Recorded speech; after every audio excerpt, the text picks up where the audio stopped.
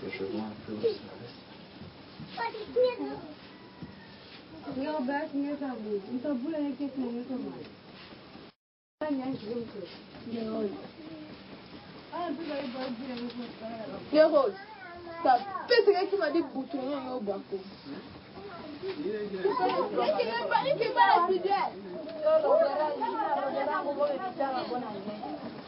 Eh, Dieu merci. Quoi bon m'avait, hein? Tout ça nous regarde.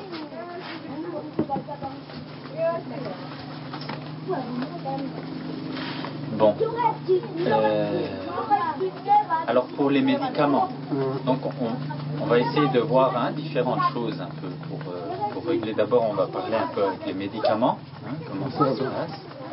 Et puis après j'aurais aimé m'entretenir un peu avec toi pour Lydie, pour voir un peu comment est-ce que ça vous arrange et à quel rythme elle va pouvoir venir faire de l'alphabétisation chez nous.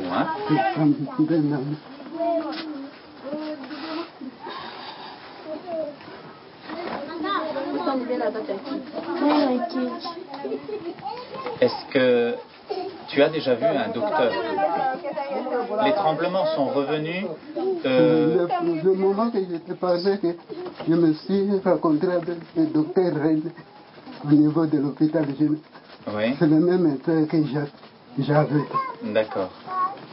Et est-ce qu'il a pris la température? Est-ce qu'il t'a pris la température? Oui. Est-ce que tu avais de la fièvre?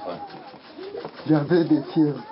Bon, alors là, pour la température et les tremblements, pour la température et les sueurs, il faudrait peut-être qu'il fasse une goutte épaisse ou quelque chose pour voir si toi tu n'as pas la malaria ou quelque chose d'autre, tu vois.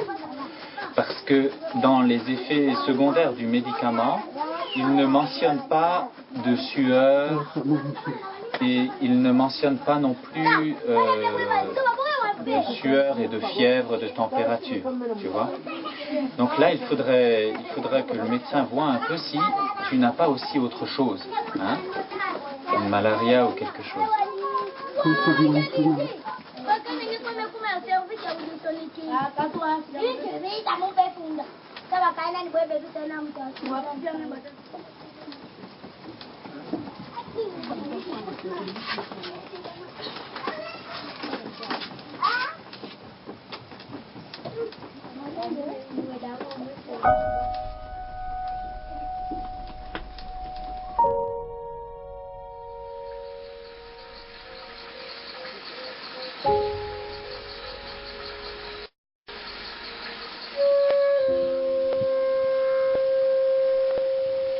Après la rencontre de frère Cyril en Europe, je décidai de partir au Congo. Le Congo, ce n'est pas forcément un séjour touristique. En arrivant à Kikwit, après une journée de bus depuis Kinshasa, je me trouve déjà prise à partie. Le regard de ces hommes, de ces femmes, le paysage, la nuit et ses moustiques, c'est la découverte d'un autre monde.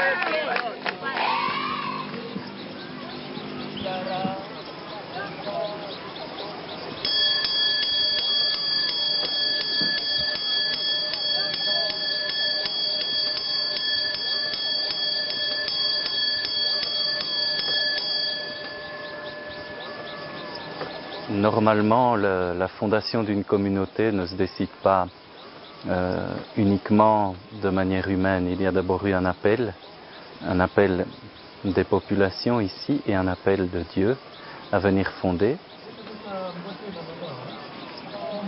Le choix de Kikwit s'est fait parce que c'est très calme par rapport à la ville. Nous, on n'a pas l'habitude de vivre dans la ville. Ici, on est dans la campagne, dans la nature vraiment qui est superbe. Mais je me souviens d'une parole de Monseigneur Moulounou, notre évêque ici, qui a dit « Sachez que si il y a un choc pour vous qui venez d'arriver dans la ville ici, sachez que vous aussi, vous êtes un choc pour la population. D'abord, de voir des moines qui viennent ici vivre, c'est déjà un peu étonnant. Et puis en plus des Blancs qui reviennent, puisque la plupart des Blancs dans les missionnaires, dans toutes les communautés, maintenant ils sont repartis, les communautés sont autochtones de plus en plus. Et puis voilà que tout à coup, voilà, on voit 4 jeunes Blancs qui débarquent ici. Donc au niveau de la population, probablement que ça a été un peu étonnant de voir cela. Et donc tout au début, il nous a fallu nous ajuster et puis montrer que réellement pourquoi nous sommes ici.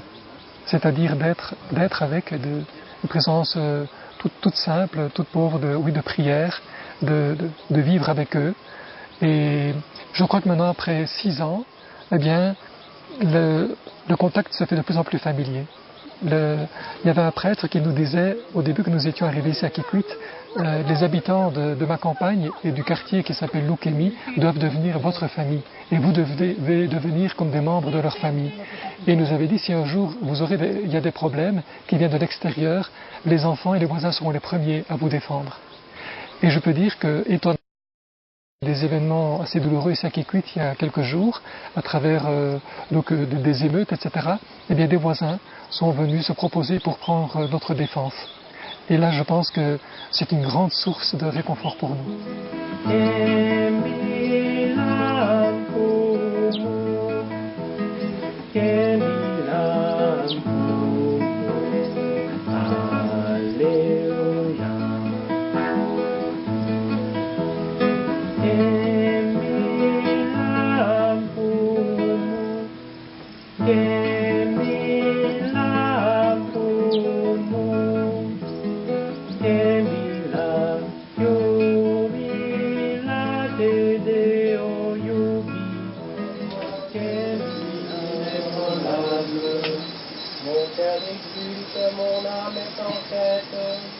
Ma chair elle-même repose en confiance. Unis le craigne, déployant la force de son bras, il disperse les superbes, il renverse les puissants de leur trône, il élève les humbles, il comble de bien les affamés, envoie les riches les mains vides. Il relève Israël son serviteur, il se souvient de son amour, de la promesse faite. Nous voilà donc arrivés au Congo, nous sommes à Kinshasa, nous sommes au-dessus du toit de la Procure Sainte-Anne. Procure Sainte-Anne. À côté du fleuve Congo. Voilà, là il y a le fleuve. On peut voir les épaves. Quand on pense à Saint François, on pense immédiatement à la pauvreté, parce que c'est vrai qu'il a été le héros de Dame Pauvreté. Pourtant, je crois qu'à ce niveau-là, nous n'avons aucune leçon à donner aux hommes et aux femmes du Congo. C'est eux qui ont beaucoup à nous apprendre. Voilà Kinshasa vue du toit. C'est une école, ça? Non. Si, c'est une école, mais là c'est les vacances. Kinshasa, mais ça c'est les beaux quartiers. Ma première impression en arrivant ici au Congo, c'est que jusque-là, je n'avais toujours vu que la misère par ouï-dire, aux informations, à la télévision, mais de loin. Et tout à coup, en débarquant à Kinshasa, eh bien, je me retrouvais vraiment le nez dans la misère. Et j'étais confronté à la misère dans laquelle vivaient ces gens.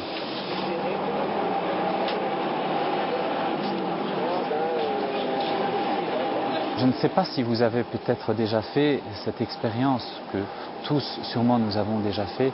Quand nous croisons un pauvre dans la rue, en marchant en ville, eh bien, notre réflexe, c'est de détourner le regard ou alors de changer de trottoir. Et cette attitude est le signe que dans notre cœur, il y a encore des murs. Eh bien, ici, c'est continuellement que nous sommes sollicités par des pauvres qui viennent à nous pour nous demander de l'aide, un peu d'argent, un peu de nourriture, un peu de soins. Et lorsque nous voyons quelqu'un venir à nous, le réflexe le plus spontané en nous, eh bien, c'est de nous dire « qu'est-ce qu'il va encore me demander ?» Et on sent qu'il y a parfois encore en nous, comme ça, des jugements qui nous enferment. Et dans ce sens, le pauvre, eh bien, est un appel continuel à faire tomber nos jugements, à faire tomber nos a priori. Et je pense que dans ce sens, le pauvre est créateur de communion, parce qu'il nous appelle à faire tomber nos murs, les murs qui sont encore en nous et qui nous séparent les uns des autres. Je crois que Bernanos n'avait pas tort lorsqu'il disait que les pauvres sauveront le monde. Alors voilà, vous êtes à la portion Cul, dans la ville de Kikwit. C'est frère Cyril qui vous parle.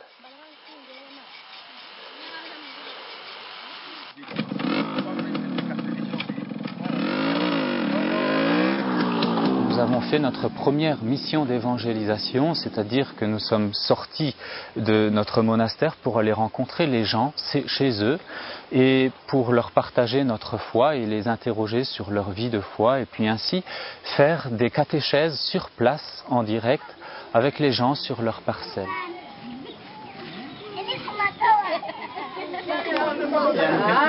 Et un tété, il faut qu'on dise que maintenant nous allons rentrer dans le cœur pour prier un peu. Je semblerait en ton nom, tu serais là au milieu d'eux. Nous te remercions d'être présent et de visiter cette famille. Nous te demandons de te pencher sur chacun d'eux, toi qui connais la vie et le cœur de chacun. Le fait de sortir de soi et d'aller à la rencontre des gens, on était accueillis par ces gens de manière totalement différente. Et nous rencontrions bien des gens qui ne nous demandaient rien et qui nous accueillaient très fraternellement. Des mamans qui étaient en train de préparer leur repas, qui interrompent leur préparation pour nous accueillir et se mettre à discuter avec nous. Et ça a transformé mon regard sur les gens.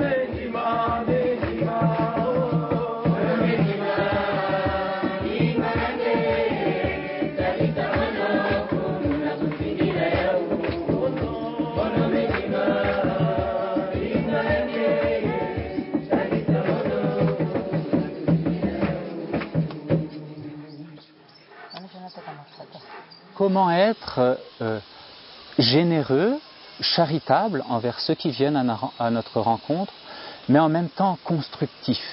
Alors ici, nous avons pris une option que ceux qui viennent nous demander de l'aide, eh bien, si tu as faim, nous n'allons pas te mettre la nourriture dans la bouche. Tu as faim, d'accord, alors on va te donner du travail pour que tu puisses gagner ta vie et manger en gagnant ta vie par le travail. Aurélien, Quentin, Patrick, la bande là, il faudrait aussi arroser là-bas. Alors c'est peut-être mieux de mélanger pour pas les blancs d'un côté et les noirs de l'autre. Très bien, mais je prendrai, une partie de mes journaliers. Et là-bas, c'est ça, et une partie de eux avec tes journaliers. Fiston, l'autre fiston il n'est pas là. Fiston ça fait 1. Tonton, 2. Jean, son nom est Jean. 3. Ah, Pamphile. Lui, il a une dette, alors 4, il va travailler gratuit.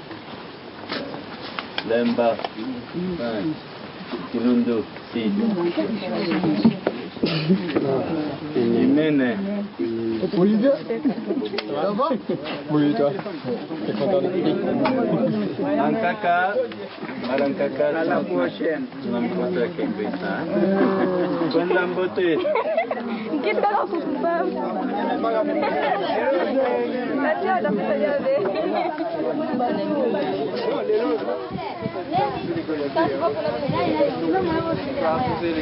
Avec un petit pop.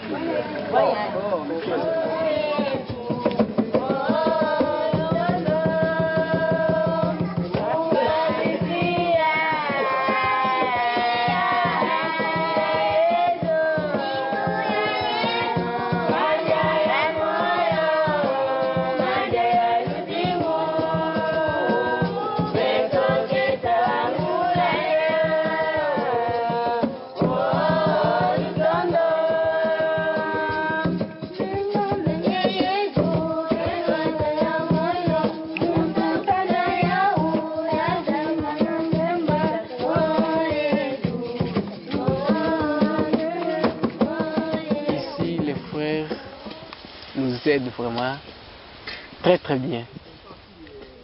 Ils sont là pour d'abord nous amener la parole de Dieu, de prier régulièrement, donc de ne pas faire d'autres choses. Et ils nous aident aussi de travailler vraiment comme il faut.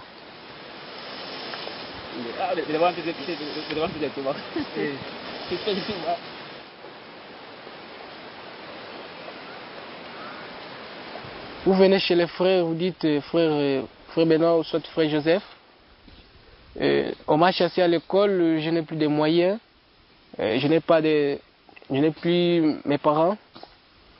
Vous pouvez m'aider de quelques sommes d'argent pour aller payer à l'école. Ils le font aussi, ils me disent non, mais on ne donne pas comme ça, il faut qu'on s'entende avec frère Benoît afin de sortir l'argent. Et il part, il prend vraiment même 10 000 francs, même 15 000 francs, il vous donne, mais il vous dit comme conseil que l'argent qu'on vous donne n'est pas à s'amuser avec ça, mais ça va ton éducation. Et enfin tu vas revenir travailler pour la somme que tu viens de retirer chez nous. Et vraiment, ça fait mieux. Vous n'avez pas travaillé, mais vous avez l'argent. Vraiment, c'est une idée là très, très, très, très gentille. Pendant notre séjour à Kikwit, nous rencontrons deux jeunes agronomes belges, ainsi que Michel, bénévole une partie de l'année dans un orphelinat de Brazzaville. Il œuvre le reste du temps pour la fraternité, entre autres auprès des jeunes. Chaque jour, nous participons aux tâches quotidiennes et découvrons que l'échange entre vie religieuse et vie laïque occupe une place importante dans la fraternité de Tibérial. On n'est pas des intellectuels, on n'est pas des gens qui passent beaucoup de temps dans leur bibliothèque, de temps de prière, de temps de lecture, mais on est d'abord des petits frères qui travaillent de leurs mains pour vivre. Et dans la réalité du Congo, c'est vraiment un témoignage pour la population, parce que c'est vrai. Bon, déjà, les gens n'ont pas l'habitude de voir des Blancs travailler de leurs mains. Parce que d'habitude, les Blancs qui sont là, ce sont surtout des personnes engagées dans les ONG, ou bien, à l'époque coloniale, c'était le chef, c'est celui qui dirigeait tout. Et là, pour les gens, découvrir que des frères européens, eh bien, mettent la main à la tâche, travaillent avec eux, ça les étonne beaucoup, ça les touche. On a restauré une source, par exemple. Le frère qui était chargé de ça, il n'était pas uniquement l'architecte qui donnait les ordres. Il travaillait, il avait les pieds dans le béton. Avec les gens, on s'investit, on se met au travail, voilà.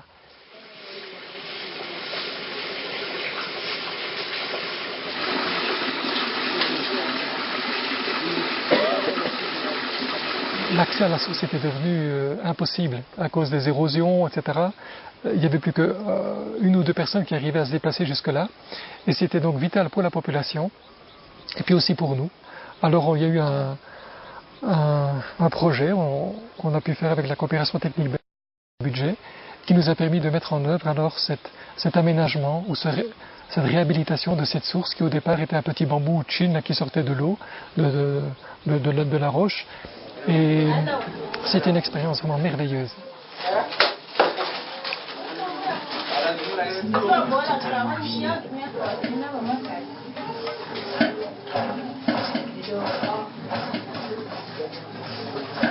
S'il vous plaît, si vous pouvez vous écarter un peu, parce que vous cachez la lumière. Hein.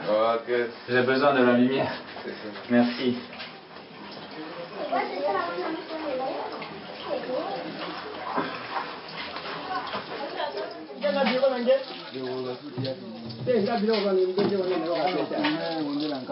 Ça tombe dans le vide, tu vois.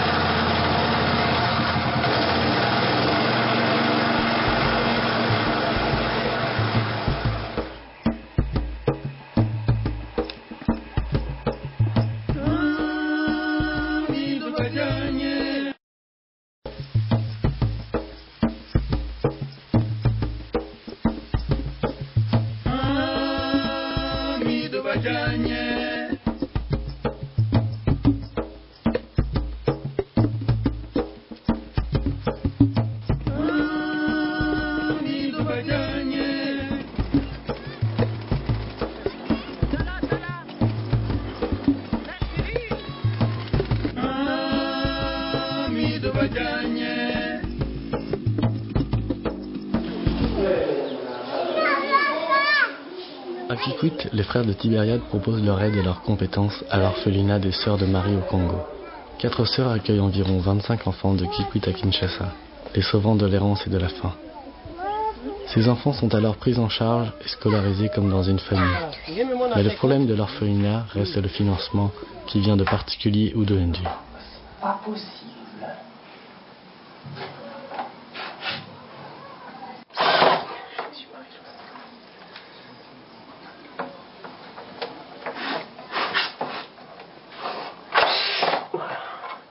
C'est bon. Donc,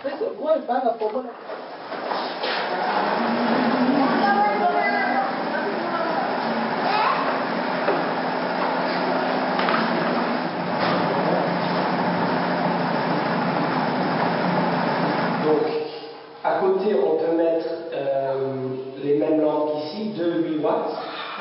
Et dans cette pièce, on peut mettre 2 de 7, ça va? Des lampes comme tu as chez toi. Là. C'est bien? Oui, ça va. Et une comme ça dehors? Oui.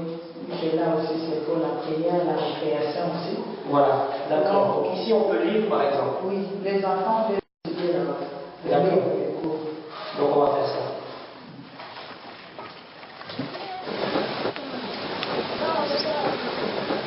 Allez, là, vous filmez bien.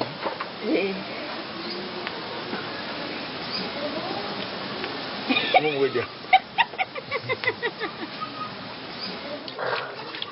Voilà, Bonnie.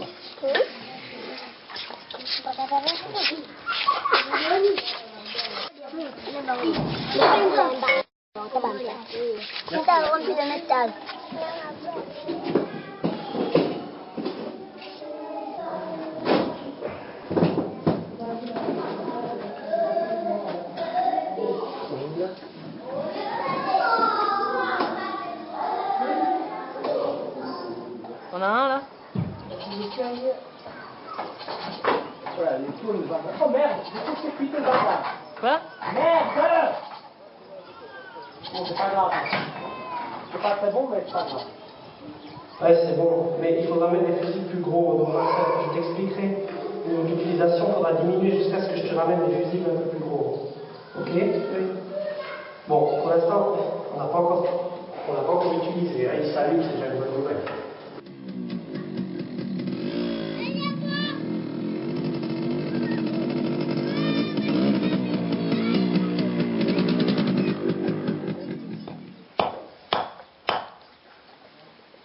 le lien avec mon métier de charpentier, c'est vrai que c'est très fort. Partout, déjà même en Belgique, autant en Lituanie où on travaille beaucoup le bois, et ici au Congo, à travers la construction, j'ai l'occasion de me déployer beaucoup dans ce métier. Et alors, c'est un peu comme les apôtres qui ont eu un appel, et puis ils ont continué encore à aller à la pêche, et puis à suivre Jésus. Et j'ai vraiment cette chance, parce que c'est un métier que j'aime beaucoup, le travail du bois, et la joie aussi ici de le pratiquer avec des jeunes Congolais, qui sont très très compétents, qui ont des talents inouïs, parce qu'avec un simple rabot, on n'a pas l'électricité dans cette ville, et donc avec des moyens tout simples, ils peuvent faire vraiment des merveilles.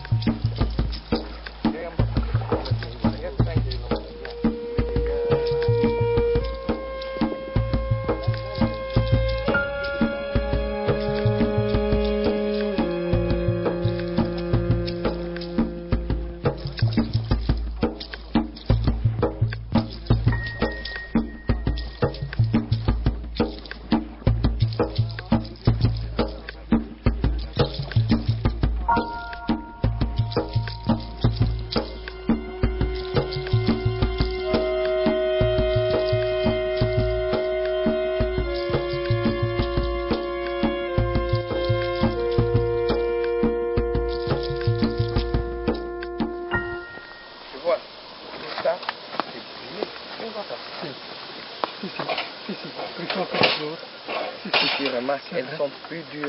Oui. C'est que vous avez ça sonne aussi bien.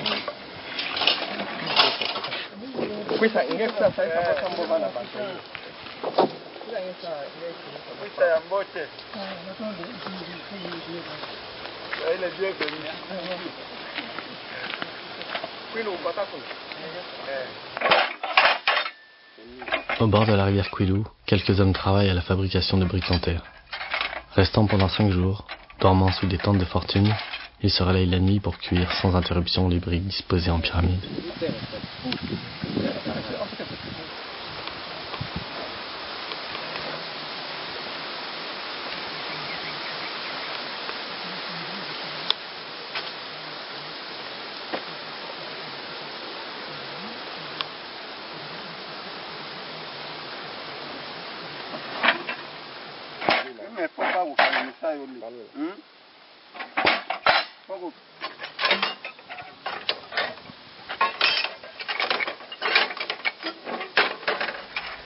La fraternité a construit le bâtiment d'accueil avec plus d'1 millier de briques charriées en pirogue jusqu'au port de Kikwit, puis acheminées précautionneusement par des camions sur la piste défoncée jusqu'au village de Kulungu, ma campagne.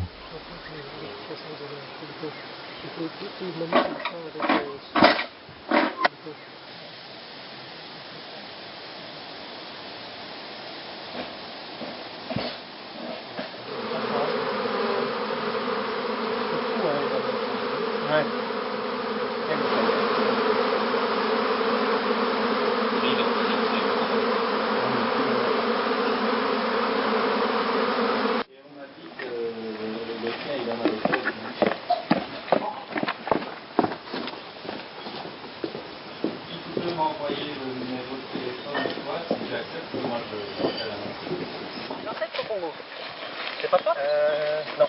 Il y a un grand angle. Ah oui, c'est ça, donc. Ah, ok.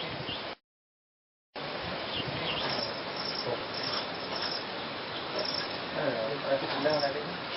C'est là la méchante, hein. La méchante, c'est quand on n'a pas la fleur dernière, c'est ça.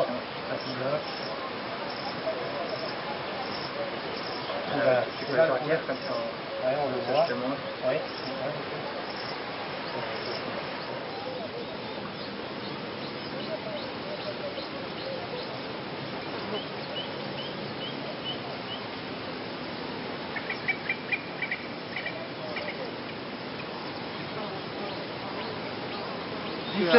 Toujours 17, Michel.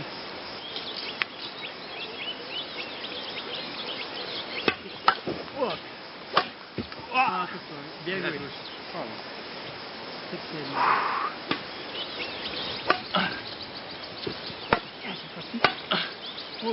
Attention, tac. 28 à remettre. Oh, c'est terrible. Ouais, c'est terrible. Dieu seul, mon âme se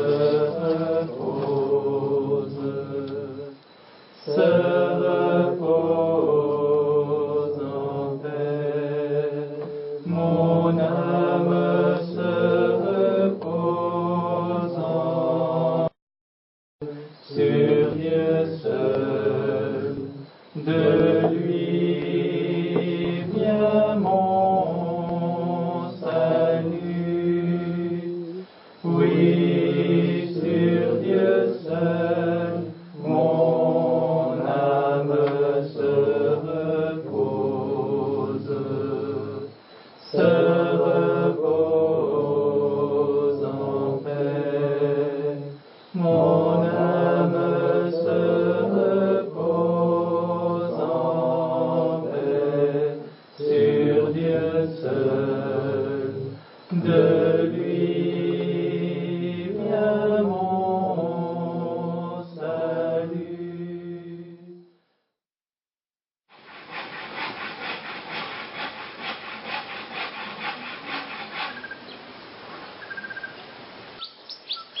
C'est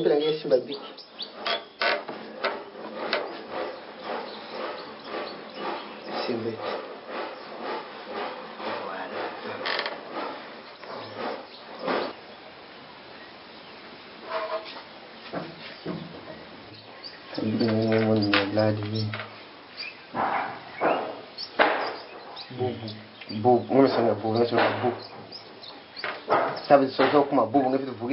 On voit dans des différentes familles, il y a de ceux qui n'ont pas de moyens de fréquenter l'école, qui ne savent pas même lire, écrire. Il faut commencer encore à leur apprendre qu'est-ce que l'alphabet. Et on voit aussi certains niveaux des élèves qui fréquentent l'école mais ils ne savent rien. C'est la raison pour laquelle le frère a voulu que non, je sois là pour encadrer aussi la jeunesse.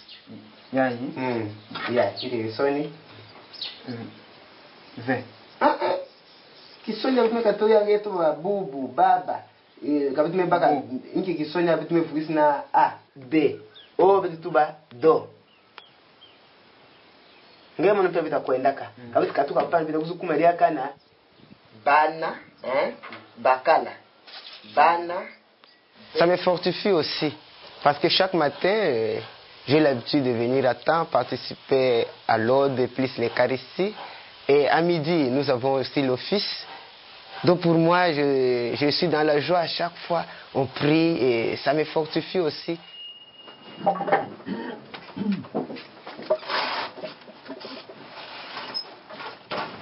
Ainsi, on a beto que tala na luzingu na beto que mona ndembala mingi beto que fingila Yesu.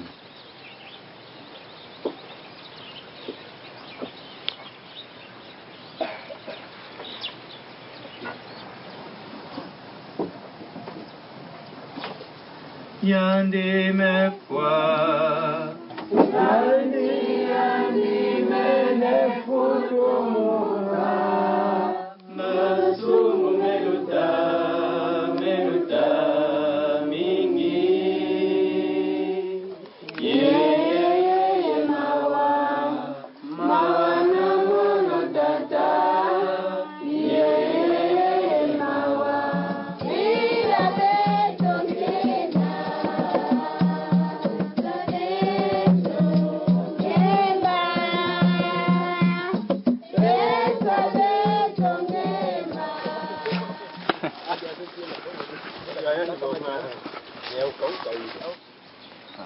Ça montre quand même la grandeur d'un homme aussi.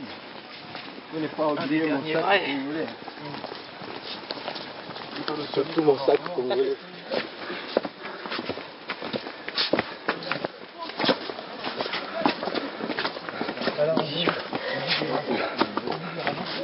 Et elle sera méritée cette conférence, frère Benoît. Oui. Hein? Qu'est-ce qu'on ne ferait pas pour la gloire de Dieu, hein? Et ce sera sur quoi cette conférence? L'homme dans le plan de Dieu. En combien de parties? 4 points. Qui sont? Tant que je m'en souvienne. L'homme, la seule créature voulue pour elle-même par Dieu. L'homme, un être social. L'égale dignité de l'homme et de la femme. Et enfin, la vie affective et sexuelle de l'homme.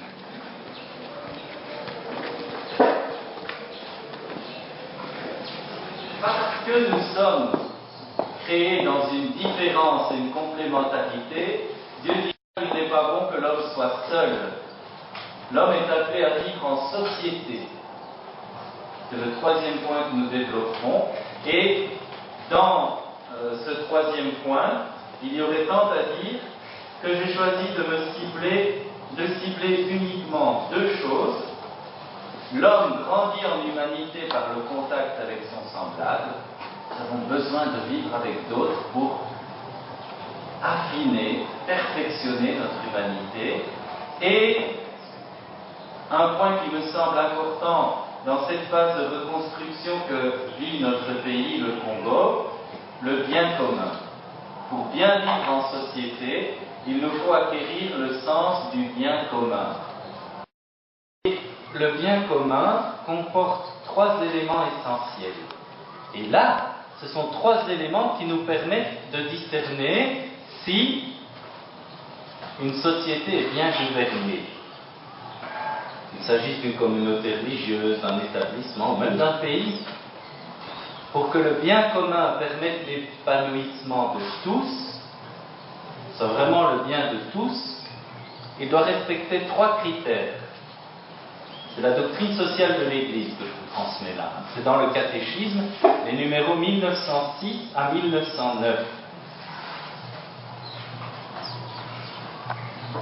D'abord, le bien commun suppose le respect de la personne. Bonne année. Vendredi, je ne serai pas là, mais les autres sont contents. Ok. Salut. Merci à Au revoir. Et ok. Merci. On se reverra.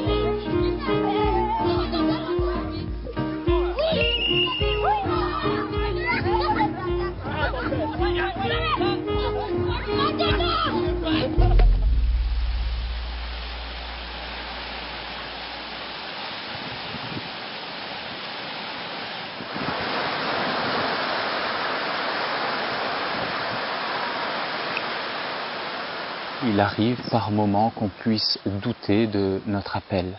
Mais je crois que ces périodes de doute sont importantes. Elles sont importantes parce que c'est dans ces périodes-là que l'on prend racine. Elles sont des occasions de rechoisir notre fidélité à l'appel à la vie consacrée et à cet appel particulier à rester ici et à demeurer au Congo pour donner une présence priante et évangélique.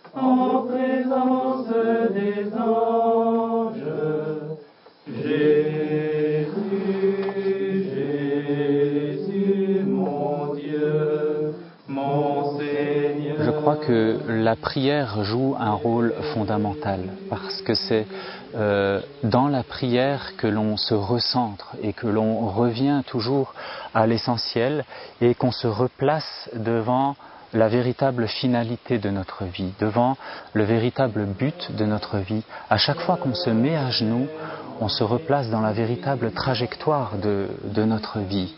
Notre vie, elle est donnée à Dieu à travers un don aux pauvres dans ce pays d'Afrique. Et alors, évidemment, la prière n'a rien de magique et elle ne nous communique pas de force sentimentale extraordinaire ou quelque chose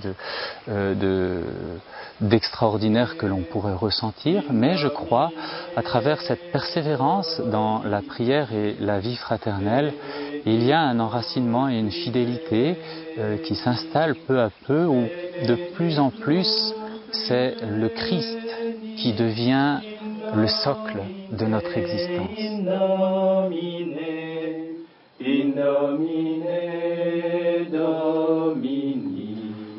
Chercher le silence extérieur, bien sûr, mais surtout ce silence intérieur, le silence de l'imagination, la mauvaise imagination, parce qu'il y en a une bonne, il y a l'imagination créative, mais il y a aussi cette imagination qui nous fait toujours nous projeter dans l'avenir, qui nous fait nous projeter dans les pensées des autres telles qu'elles sont, que l'on croit qu'elles sont, etc. Donc ça, c'est toujours mauvais, on n'est plus dans le réel.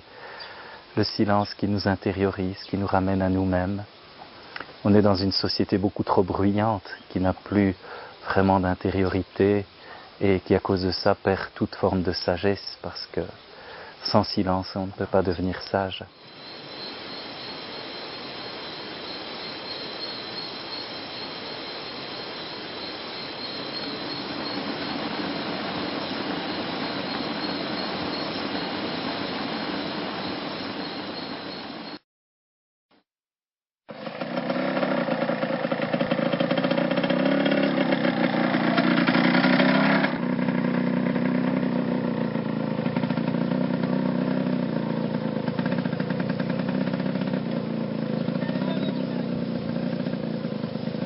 Non, ça non. Ça doit être alors à Lavaux.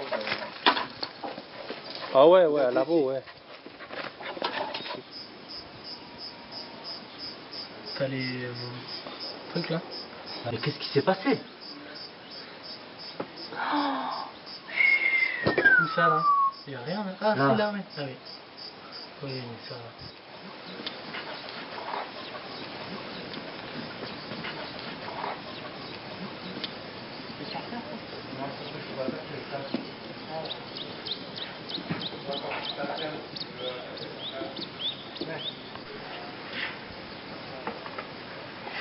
Non, tu veux pas? Bah non, mais non. Il n'y a pas le rouge à venir.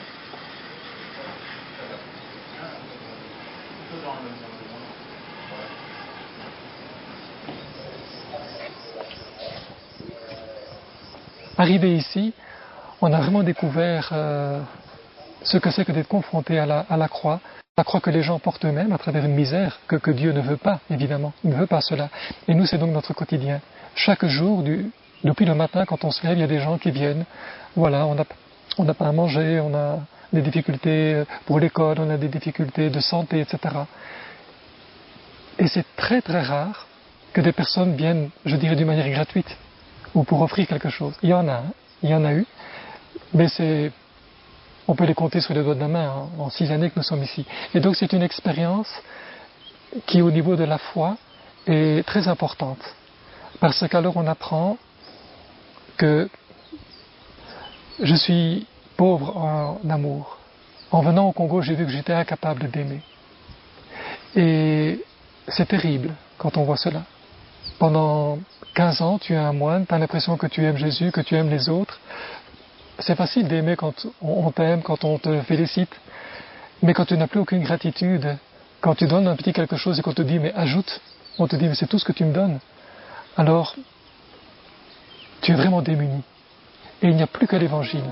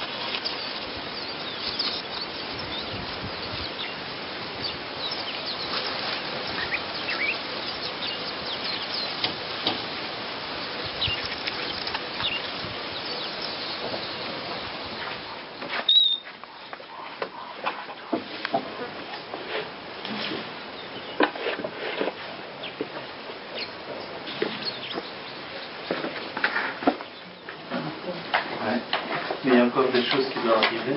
On va sentinelle de moi s'ils n'ont pas utilisé ça. Ça fait de l'eau.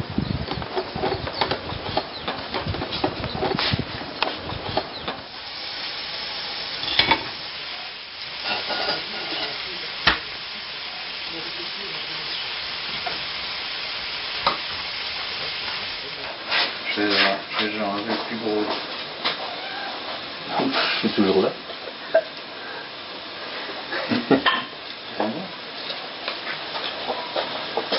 C'est pas le plus gros. Non, le plus musclé, c'est différent. Qu'est-ce que tu me dis? Regarde toutes les belles couleurs hein, quand même. Orange, vert, rouge. Ça fait... C'est beau, hein? Ouais.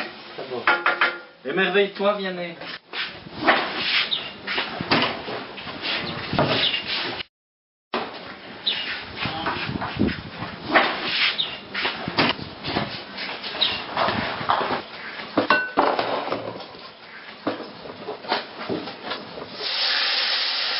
Ça va. Sinon, c'est moi qui va.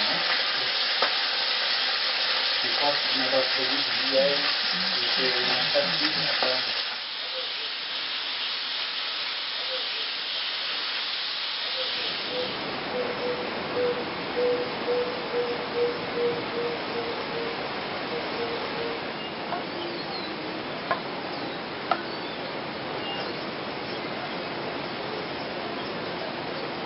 Je crois pour l'avenir, eh bien, de continuer tout humblement, de vivre ici sur place, de mener une vie de prière, et d'essayer de témoigner, surtout par notre vie, plus que par nos paroles, de pouvoir un jour accueillir des jeunes frères ici, de belles vocations. Alors, pour nous, on vit très simplement, on prie pour les vocations, et puis ça c'est le cadeau de la grâce de Dieu. Ça c'est pas nous qui pouvons dire, voilà, bon toi tu rentres ici, non. Tout à coup il y a un appel qu'on va discerner dans le cœur d'un des jeunes, lui-même aussi. Il y en a un pour le moment qui chemine à Roger. Et bien voilà, calmement on avance, les uns avec les autres.